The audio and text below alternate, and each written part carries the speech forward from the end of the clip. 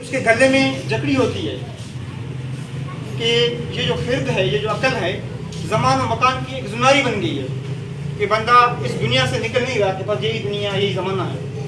آج فرماتے ہیں نہ ہے زمانہ نہ ہے مکان، لا الہ الا اللہ۔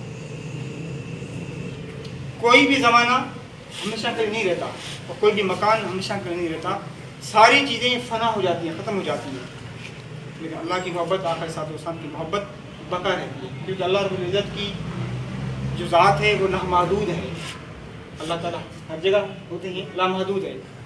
جب کوئی بندہ اس لامحدود ذات میں خود کو فنا کر دے گا تو اللہ کی ذات اس بندے کو لامحدود کر دیتی ہے، اللہ کی ذات اس بندے کو لامحدود کر دیتی ہے۔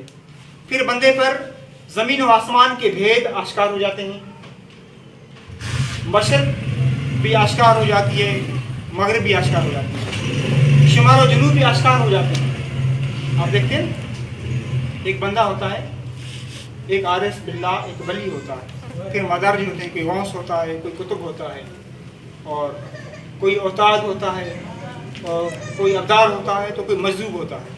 یہ آپ دیکھتے ہیں کہ اس دنیا میں بہت سارے ایسے مجذوب گھومتے رہتے ہیں۔ آقا صاحب حدیث سے پاتے ہیں کہ ان کے بال مٹی میں بکھرے ہوتے ہیں، بال مٹی میں بکھرے ہوتے ہیں، اگر وہ کسی چیز کی قسم کھائیں تو وہ قسم پوری کر لیتے ہیں، وہ اس کی وہ حاجت پوری ہو جاتی ہے۔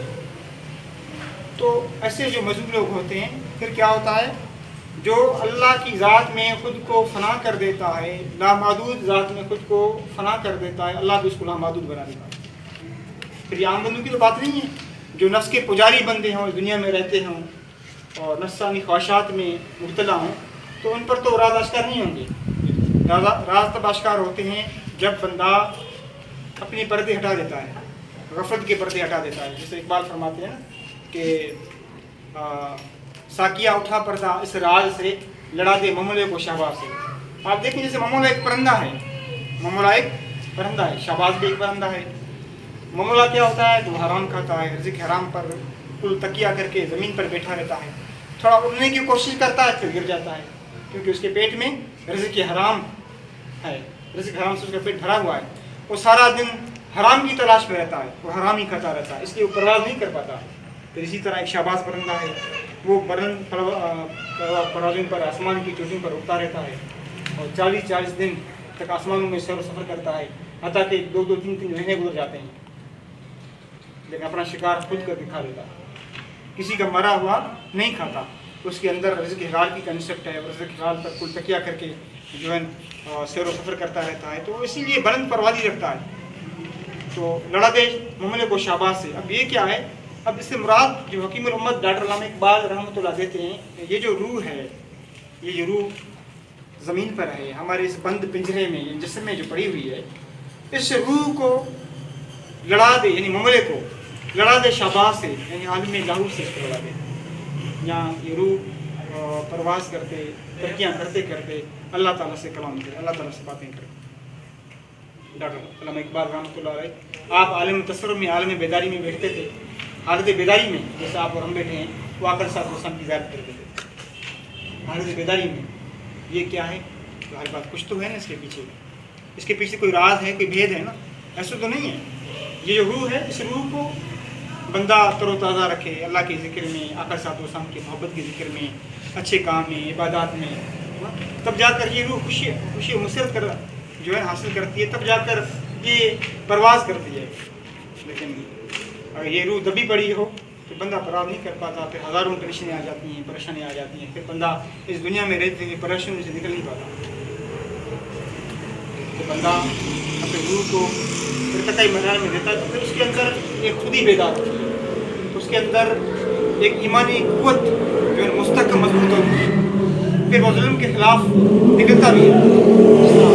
قرآن پاک میں لا یحب اللہ الجہر بالسوء من القول الا من ظلم، اللہ تعالیٰ اس بات کو محبوب نہیں رکھتا کہ تم کسی کی برائی بیان کرو، الا من ظلم، سوائے ظالم کے۔ جو بندہ ظلم کرے اس کو للکارو، اس کے ظلم کو اشکار کرو، ظاہر کرو، تاکہ لوگوں کے اندر، لوگوں کے سامنے وہ ظاہر ہو کہ یہ ظالم ہے۔ اس ظلم کو کے خلاف رمو کرنے کے لیے باہر نکلو، جس طرح سے امام علی مقام نکلے تھے۔ پھر آگے ہے کہ یہ نغمہ فصل گل و لالا کا نہیں پابند، باہر ہو کے خزاں لا الہ الا اللہ۔ ایک بار فرماتے ہیں یہ جو نغمہ ہے اللہ رب العزت کی محبت کا، یہ جو ترانہ عشق ہے لا الہ الا اللہ، یہ جو ضرب ہے یہ کسی موسم کا، کسی وقت کا، کسی زمانے کا قید نہیں، پابند نہیں۔ باہر ہو کہ خزاں لا الہ الا اللہ، چاہے باہر کا موسم ہو، چاہے خزاں کا ہو، گرمی کا ہو، سردی کا ہو، جو بھی ہو اسی میں لا الہ الا اللہ کی ضرب لگے۔ اپ ڈاؤنس ہوں، حالات کیسے بھی ہوں، تو لا الہ الا اللہ کے ضرب سے اپنے من کو بھی روشن کر، ظلم کو رمو کرنے کے لیے آگے نکل۔ فرماتے ہیں اگرچہ بت ہیں جماعت کی آستینوں میں، مجھے ہے حکم اذاں لا الہ الا اللہ۔ اقبال فرماتے ہیں اللہ کی زبان میں کہ اگرچہ جماعت کی آستینوں میں بت ہیں، یعنی انسان کے من میں خواہشات کے بت ہیں، تکبر غرور کے بت ہیں، گھمنڈ کے بت ہیں، حرص و لالچ کے بت ہیں، کہ مجھے حکم اذاں لا الہ الا اللہ، کہ مجھے اللہ کی طرف سے حکم ملا ہے کہ ان تمام بتوں کو پاس کر دوں اللہ کے ذکر سے۔ آپ دیکھیں یہ حکیم الامت کا ایک پیغام تھا۔